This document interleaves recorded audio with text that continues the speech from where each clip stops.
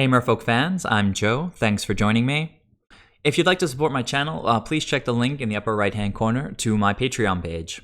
I'm here with round 4 of a modern competitive league. Let's have a look at the opening hands. So I lost the die roll this time, but this is a very solid opening hand. Cursecatcher into Silvergill into a bunch of other awesome stuff as long as I draw one more land. The opponent mulligan to 6, I'm going to keep. The opponent goes down to 5, down to 4, down to 3. Okay, so opponent plays a Marsh Flats. Possible that they are just going to let me Goldfish here. So Merfolk, and I'll play the AEther Vial, and the opponent scooped there. I'll admit that at this point, I went on Google and typed in the opponent's username. Having seen a black-white land, I saw that the opponent, among other decks, is known for playing black-white Eldrazi, so that informed my sideboarding decision somewhat. Look away for a second if you don't want to see the match result. I'm going to click out of the window now. So let's go ahead and take a look at how I sideboarded, knowing that the opponent is likely on black-white Eldrazi. I took out 4 Cursecatchers because they're not the best top decks, and especially being on the draw, they're not that great right now. Took out 1 Reejerey, and then I brought in, let's see, 5 spells. I brought in 3 Ceremonious Rejections, which are excellent against any Eldrazi deck, and 2 Dismembers, which are awesome against Thought-Knot Seers in particular, but also against Eldrazi Displacers and against Reality Smashers. So 5 Merfolk out, 3 Ceremonious Rejections, and 2 Dismembers in. Let's see if Googling the opponent's deck pays off in game 2. Another pretty solid opening hand the opponent kept as well. They're going to start with a Thoughtseize. What would they take here? They took Silvergill Adept. Seems pretty smart. I don't have mana for Kira, and Silvergill Adept is easy card advantage. I'll just play my island and pass back to the opponent. Let's see. They chose to jam Smuggler's Copter here, but since I've got the blue mana up, I'm going to ceremoniously reject that. All right, so doing pretty well so far here. Drew a Dismember for the turn. Seemed pretty good. Okay, opponent cracks their Marsh Flats, get a basic Plains, and Eldrazi Displacer. That guy can get dismembered right away. So I'll go down to 16, get rid of their Displacer, draw another land, and I get to just slam Kira here. So things shaping up really nicely for us. Opponent plays, what is that? Concealed Courtyard, and a Thoughtseize. So they took one of my lords there and just passed. Now, let's see. I can just attack with the Kira and go to second main phase. But after after declaring attackers, I realized, like, why do I have to learn this lesson so many times? If you're playing against a deck that has white mana in games 2 and 3, white mana and something else open, don't attack with Kira as the only attacker. This was such a blowout. Such an indefensible mistake on my part. All of my creatures would have been protected against their Wasteland Stranglers, against their Path to Exiles, but no. I just threw my Kira away. Kind of stinks. I'll get a Harbinger out on the board. Opponent follows up with Thought-Knot Seer, probably going to take my Lord, and that's what they chose to do. So I drew another Lord, can just play that guy out. No attacks, no Island Walk, so opponent plays an Inquisition, gets rid of my last creature, and let's see, attacking with Thought-Knot or not. So opponent's down to 1 card, I'm top decking as well. I'll just play the island, and no good attacks yet, so opponent draws a card, passes the turn, I draw a card, pass the turn. Opponent plays an Inquisition, probably will pass the turn after that. So I drew a Master of Waves, and just imagine how awesome this guy would have been if I still had Kira on the board. So, you know, we're just crossing our fingers, hoping that the opponent doesn't have any removal. We'll pass the turn. They play an Eldrazi Temple, which makes it look like they just drew a land. So it feels sort of safe to attack here. The Mutavault will be a 4/4, so I feel okay activating it and attacking. I'll get in with all the elementals and Mutavault. But the opponent did have the Path to Exile, which quickly makes me realize that attacking with the Mutavault was just a little bit cocky. If they had removal for the Master of Waves, then no real harm done. The elementals were going to die anyway. But now the opponent just gets to eat my Mutavault. So again, living and learning. No reason to be overly aggressive. If you've got certain advantages, try to leverage those advantages in the most effective way possible. In this case, I'm throwing away a Mutavault for no reason, just like I threw away a Kira for no reason. I definitely have the tools to win this game, but things are not shaping up very well.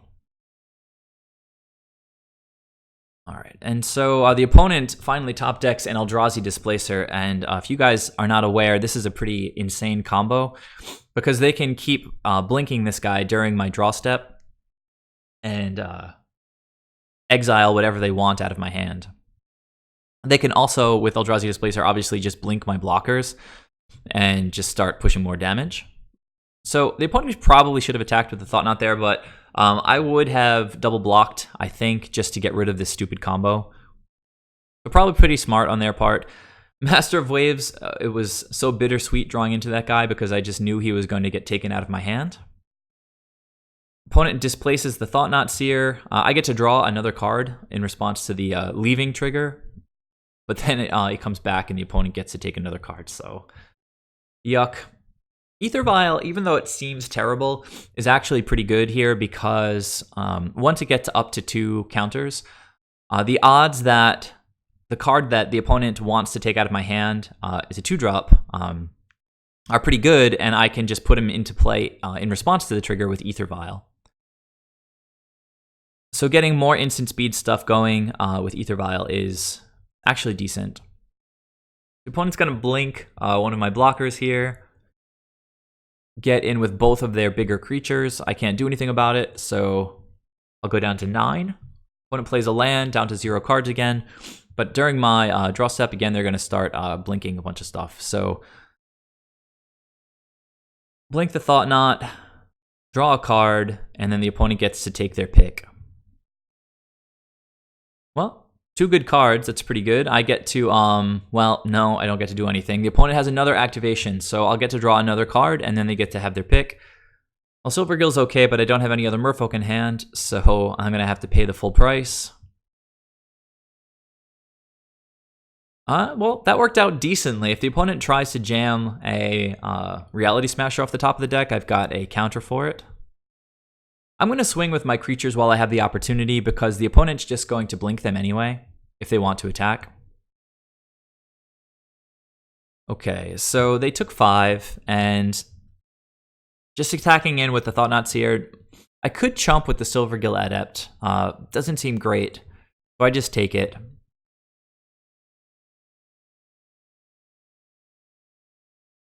Okay, so the opponent gets a lot of triggers, a lot of activations if they want. I'm going to put Aether Vial on 2, go to my draw, and the opponent chose not to blink during my draw steps. So let's activate Aether Vial here and put the Silvergill into play. So we had a chance there to draw something good. Unfortunately, didn't hit anything. I'm going to go for attacks, and nothing really good to be had, I think. So this is where this where the Displacer becomes really powerful, is when it gets to my end step, they can just start tapping lands. Let's see, they have 1, 2, 3, 4, 5, 6, 7, 8. They can tap down 2 of my creatures now, and then during their turn, tap down the remaining 2 and just get in for lethal. So it's funny to note though that when he bounces my creatures with enters the battlefield abilities, I get to target things. Like here, I'm going to try to bounce the Thought Knot Seer, but in response, the opponent will bounce the Thought Knot Seer so it doesn't go back to their hand.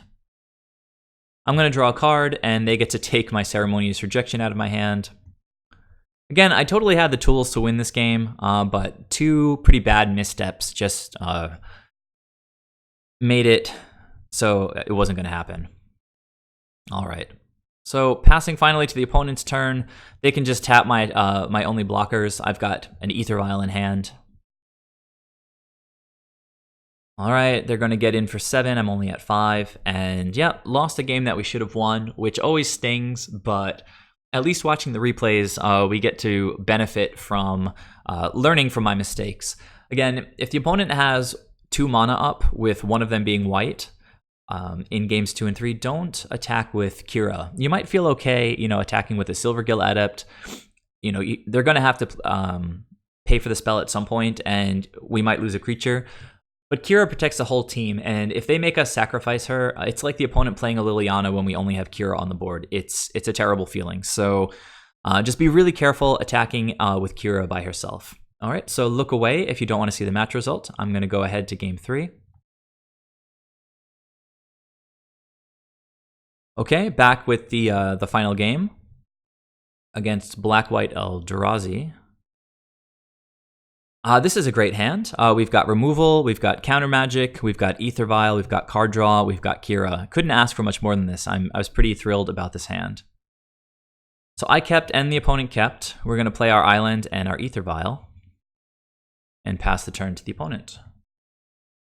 All right, they have a courtyard with a Thoughtseize. So a lot of good stuff that they could choose to take here, but they went with Dismember. I'll take Aether Vial up for my turn. Land would be great here, and I hit Cavern of Souls right on time.